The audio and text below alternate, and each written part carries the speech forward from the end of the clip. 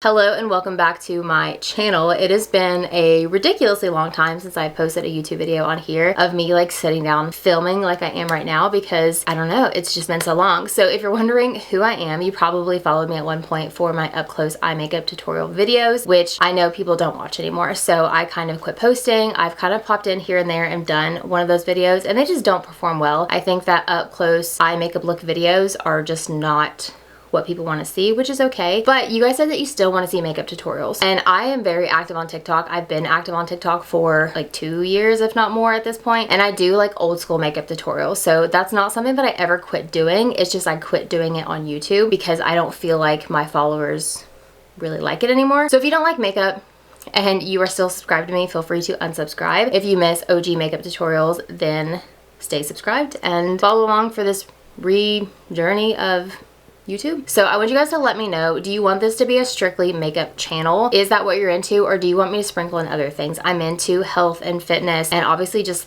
life, and I like books and I like video games. I like everything, so it doesn't have to be strictly makeup if that is not the type of content that people like to see. But if you want strictly makeup, and I mean people are gonna watch it, then obviously I'll get on here and do it. Long story short, comment down below what types of things you want to see, and follow me on TikTok as well because I post a lot more over there. And let's jump into this makeup look. I've done my brows and my skincare already. I do have a pinned video on my TikTok of my skincare routine before I go in with makeup. My plan for today's video is to show you just my everyday makeup look. So this is full face, multiple steps, but it's just my day-to-day. I can do it in like 30-45 minutes. This is like my everyday, but I'm going to work. I need to look presentable, not like I'm out running errands, you know? The first thing I like to take is an eyeshadow primer. This is the About Face one, and I'm gonna do eyeshadow kind of at the end because I just use like my bronzers, but I do still like to use a primer because I find that it helps prevent mascaras from transferring onto the lid. And this one doesn't have any sort of color, but you can use whatever primer you like best for your skin type. We're just gonna let that be, and I'm gonna jump into complexion. I'm gonna go in with my Tatcha Silk Canvas Primer. I've gotten to the point in my life, I don't know if it's just being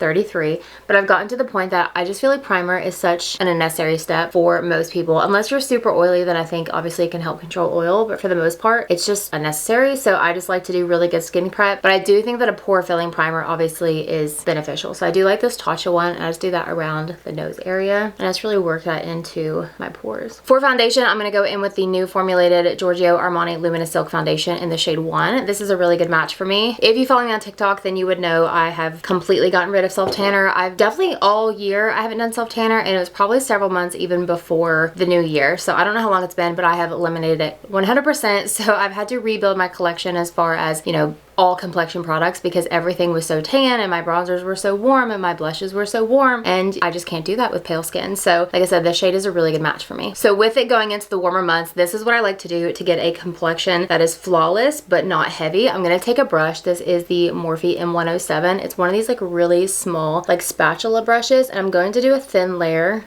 all over my face. I find that laying this down with a brush is going to allow me to get the coverage without it being like a thick, heavy layer. So I'm just going to disperse this first. And you just want to use any brush that's kind of like a spatula because it's not going to absorb the product. It's just going to spread it. And you can see that matches like perfect for me. And I'm going to use this to make sure I really get around the nose. And I just do my whole face. It's pretty hot in here, so my cheeks are pretty flushed, so we're just gonna cover all that up. So it looks like I'm using a lot of foundation, but these layers are so small. And then once we go in with our sponge, it's gonna pick up any extra. And then doing this is really nice for getting around the brows. If you're one that likes to do your brows first, which I think you should always do your brows first, but what do I know? Go around. I do just like to take any excess and put it on the neck so I don't waste it, preferably not in the hair. This foundation to me doesn't dry very quickly. If you were doing a fast drying foundation, definitely do one section at a time or it's going to dry like this, and that's not cute. All right, so now I'm going to take my beauty blender.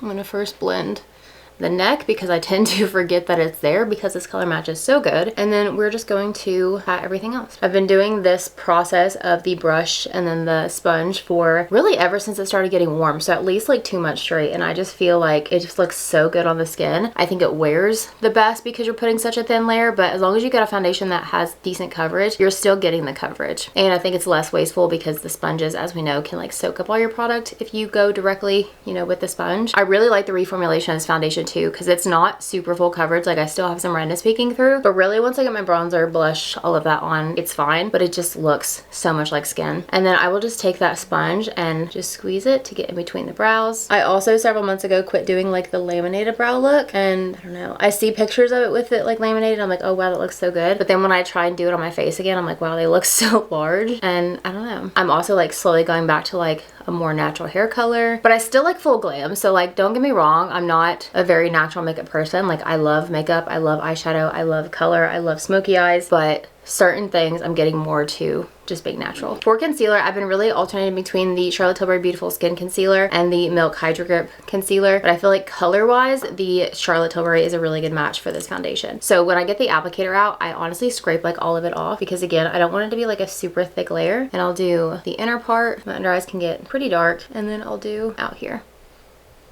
If I have an additional breakout or anything else that needs covered, I will take my NARS Soft Matte Complete Concealer. This is in the shade Vanilla, and I will just pat over it. As I get older, I feel like my goal is how can I still look full glam with less thick layers on my skin, because my skin like just can't take it anymore, but I don't want to do natural, you know? Now I'm gonna go in with that sponge. I also don't really aim for like a super concealed under eye because I don't like the look of a really bright concealed under eye because of my bronzer placement. I'm also going to take a little bit of that over the lid, but I'm just pressing that in. But once you see my bronzer placement, it'll all make sense. It's like my bronzer contour placement, and I literally cannot stray away from it. I hear my daughter coming up the stairs. So here is how the skin is looking. Now for bronzer, this is my absolute favorite step. I will do one of two products. This is the Rare Beauty, the Liquid Contour in the shade Gentle. If you are incredibly fair, this is an incredible bronzer. I literally can't stray away from this. Switching to a cool tone bronzer was like really hard for me to do, but I love this, and I definitely find myself reaching for this the most. But sometimes I do want a little bit of a more like warm bronzy look, and for that I will take my Too Faced Melting Bronzing and Sculpting Stick in the shade Chocolate Souffle. But for the sake of this, I'm going to use my Rare Beauty. Same thing with this. I get the applicator out and I scrape off most of it because it's a lot of product. So this is my like bronzing contour. This suits my face shape so well and is the only way that I will contour. So I'm going to take like 2 dots there. I'm going to get a little bit more product because we scraped it off. 2 here, a little bit more. We're going to do a few dots here across the nose.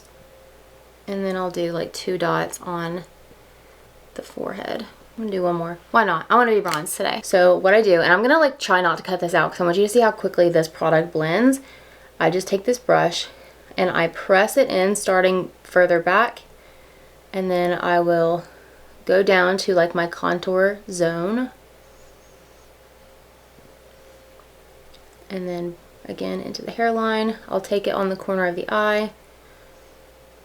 Like that, like literally blends like butter. We are pressing it in, we are not buffing. Once you start to buff, you're gonna move the product that is underneath, and we don't want that. And then across the nose, I go all the way across. I take it up to the under eye area. Because I like to do faux freckles, I think that this just makes it look the most natural, and honestly, it like partially contours the nose. And then I'm gonna pinch that brush, and I'm going to run that into the crease of my eye. This is gonna act kind of like my base for the forehead. I just kind of press it, and then I will slowly work my way back to my hairline once I have less product on my brush. Okay, so now I'm going to take my sponge and I'm going to almost like mend the edges together. So anywhere where the bronzer meets foundation, we are going to blend. So I feel like looking at my skin, it's got more color to it, but you can see like a little bit more definition. Like I said, I've never been one that likes a very sculpted look. So for me, this does exactly what I need it to do, and I love it. Literally cannot do any other method. For blush, I have not been able to put this down. This is by Merit in the shade Bespoke. It's one of their liquid or cream blushes. And the shade of this is never something that I would gravitate towards, but it is so good. So I kind of start like right here at the end of the eye because I want most of the pigment here. And then I'll slightly go in and then slightly go back once I have less product on my brush. But don't worry, we're still going to blend this out with the sponge. So I am taking it on the edge of the eye and then kind of up into the temple area too, and we'll just put a little bit on the tip of the nose. Sometimes I don't, sometimes I do. And then again with that sponge, anywhere where that meets the bronzer or blue foundation, we're gonna blend it out. See, now it's not hard. I have really fallen in love again with using sponges because I can like go back in and just pick up any product. I'm gonna switch to that side that I used the foundation for just to brighten up right here a little bit. For powder, I've been using the L'Oreal Infallible in the shade Light Pink. Sometimes I'll use the Huda Beauty powder in Pound Cake. It honestly just depends. I'm getting this on my powder puff and I'm pressing it into the back of my hand and I'm just going to pat it in. So I'll just start underneath the eyes and then I will bring it down to the sides of the nose, because that is usually where I will see creasing, and then also the side of the mouth. Now I will also run this across the eyelid, because we are going to take some bronzer up in there, and this is just going to set any cream products we've used. I will also always use this on the chin area and really just around the mouth, because I find if I'm going to touch my face at all throughout the day, that's where it's going to be. Now I like to go in with a powder bronzer just because it's getting warm out and I like to be a little bit more bronzed but still fair. So my 3 favorite like fair toned bronzers is the Charlotte Tilbury in the shade 1, the Too Faced Milk Chocolate Soleil bronzer, and then the Anastasia Smooth Blur bronzer in the shade Sunkissed Dreams. So I'm gonna go in with we'll just do the Charlotte one today. And here's what it looks like. It's honestly such a good bronzer. And then I'm just gonna go over where I bronzed earlier. And this is one of the brushes from the Morphe Jaclyn Hill brush set from a million years ago, but I just love it for bronzer. But it's just like a really large paddle brush. I'll take a little bit across the nose, and then sometimes I'll just go along the jaw area just to kind of even everything out. Sometimes I'll get the ears. One of my favorite makeup finds over the past year is definitely the Stila Heaven's Hue highlighter in Kitten. You just watch, okay? This is the Anastasia like highlighter brush, and I like load this on here. I do still love me a highlight, but this one is intense, but it's not chunky. It's very, very smooth on the skin. It kind of feels like the ColourPop like Super Shock shadows, like a blend between cream and powder. So I kind of take this all over. I don't find that it's like super texture enhancing, but obviously it's a highlighter, so if you have a ton of texture there, any sort of shimmer is going to highlight that. And then I will take it down the nose. Love it. For the eyes on like my everyday, I will just take that same powder bronzer and just run it through my crease with a big fluffy brush, just like so, just to give me a little bit of something in there. Sometimes I'll do this and add like a shimmer to the lid, but I'm just gonna keep it at the bronzer. And then with a smaller brush, we're gonna go at the lower lash line. Now I like to go in and set the skin with the Charlotte Tilbury setting spray, just to kind of melt everything down, and then we're just gonna let that dry. Now I'm gonna go in with some faux freckles, and I have been solely using a freckle stamp, and I had it in my car because I did it in the car one day and I don't know what I did with it. So I'm gonna take this one and just hope it doesn't look crazy. I don't know, I just feel like since doing like the freckle stamp, I get such a natural freckle look versus these ones I feel like look more fake. So I'm gonna dot some on my hand, which I will have everything listed down below, and then I'm going to dot it. So I like to do this after the setting spray because it will like reactivate everything, but the freckle stamps also do really, really good over powder versus these where they're like super intense waterproof. Sometimes they don't like to move. So I'm gonna put it on the nose first, and I'm just like pressing it in just to kind of minimize the intensity of it. All right, so that is the faux freckles. I like to keep them, like I said, more on the natural side. Next for the brows, I'm taking the Morphe, I think this is the Micro Manager. Yeah, Micro Manager Brow Gel. And I'm kind of fluffing up the front, but then I'm honestly just shaping them to the shape of my brows. I'm not trying to like overly stain them up or anything, but I just like the way the brow gel looks, and it keeps them exactly where I want them all day. I don't know, I think the brow gel makes the brow hair stand out more than like the product underneath. If you guys want a video on how I've been doing with brows, let me know and I will film it for you. I'm just gonna pop on a little bit of mascara. This is the MAC Stack Elevated. Just enough so we can do lashes. If I was not doing lashes, I do like this mascara.